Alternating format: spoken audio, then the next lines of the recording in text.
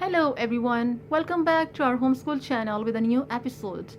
Today's episode is about maintaining a small library at your home, whether you are homeschooling your children or they are school going. You should always have a small area in your home, like a small bookshelf or a small corner where you can maintain a small library by putting all of their books or their course books in an organized order. This is how your children would learn value of books. According to our research published by University of Sweden's Department of Education, there is a very high correlation between number of books at home and a child's literacy abilities. That means children who have exposure to books from their childhood at their home are more likely to develop good reading and writing skills. This is how your children would learn to value books. They would like to read and write. Children always follow adults' examples, especially their parents or caregivers. If you organize books in a nice way and you model reading in front of them, your child is more likely to develop a love for literacy, love for books. I have homeschooled my children for kindergarten. That's why I always welcomed books. Most of these books in my library have been donated by my friends. These are used books by their children, and I use these books to teach my children. I also use them to teach my students. That's why I have a good collection of books. There is a wide variety of genre in my homeschool library. I'm going to show you these books in my library. This will also give you an idea how to maintain a small library in your home. You don't need to necessarily buy fancy bookshelf or like expensive books or series of books. Any book in your home that comes, you should know the value of that book, and you can keep organizing or storing them in that specific area or that assigned place in your home. That's how your children would also learn to take care of books. Let's start our tour to the library. My first bookshelf is it consists of religion books. Here you can see these are a few copies of Quran, some with translation, some without translation. There are prayer books, there are prophet stories and Islamic stories. I have a collection of Islamic stories and prophet stories. This whole set was donated to my children as a gift. It came from one of my colleagues. She was a life skills teacher. Many thanks to her. Our next bookshelf contains chapter books and fiction. In fiction, I have a set of life skills books, which are good for teaching manners and life skills to children.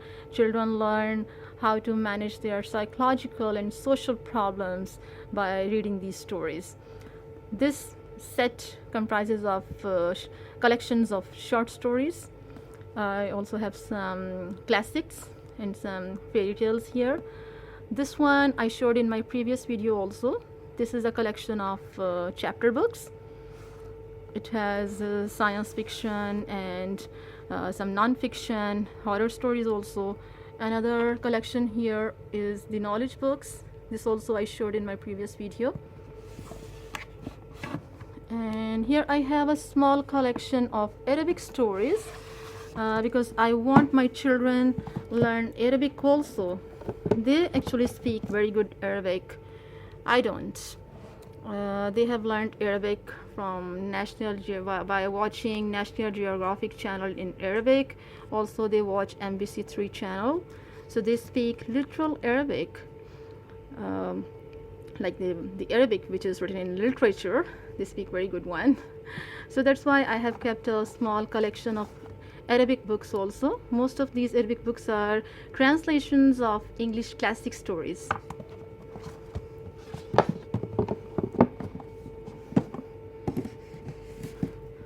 Our next bookshelf comprises of novels. Here I have a collection of graphic novels by David Williams.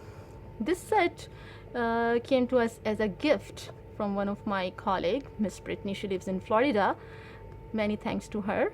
She knows that my children and I love books, so she brought us this big collection. And I have a few novels for grown-ups, some like with adult themes about life and philosophical themes. And here's some detective. This is detective novel, Adventures of Sherlock Holmes. Our next shelf contains course books and professional books. These are the books that I use for my teaching, for my students. These are phonics books. These are leveled phonics books. This is the set that I use to teach my children how to read. This set consists of books from 1 to 40. The first 2 books are missing in this series. These are wonderful books. Next, here in this shelf I have journals and notes. Most of these are my journals, my notes, and my lessons plans also. Also, my children like to write their journals. These are also here. You can see a tiny book. My daughter likes to write. She always gets inspiration by looking at these books. She doesn't like to read always, but I always encourage her, so she keeps writing her stories and her journals. It's very important to encourage your child. Their writing will not be perfect in the beginning, but once they develop a love for literacy, it will be easier for them. Next shelf is about reference books and biographies. Here I have English dictionaries, thesaurus, and these are biographies. Like there is one book, 100 Facts About Planet Earth. This is a big collection of biographies.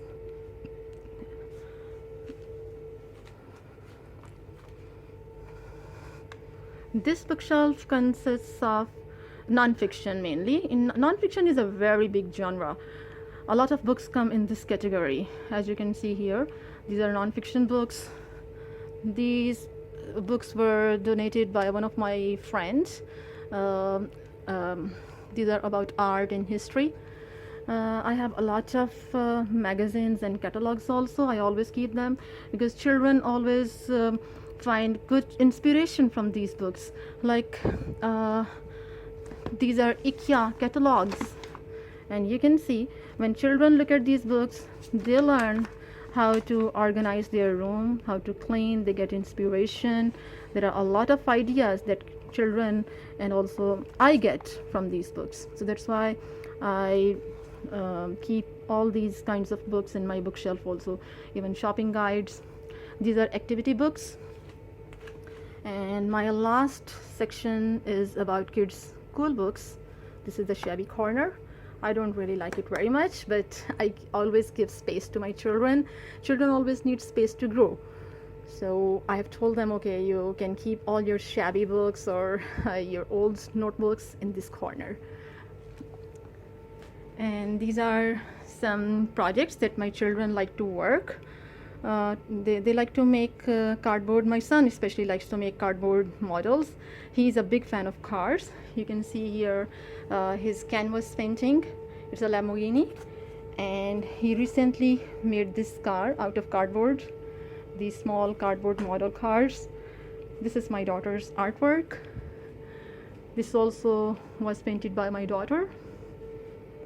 So this was a little tour to our homeschool library. I hope you like it and you get some idea how to organize your library for your children at home.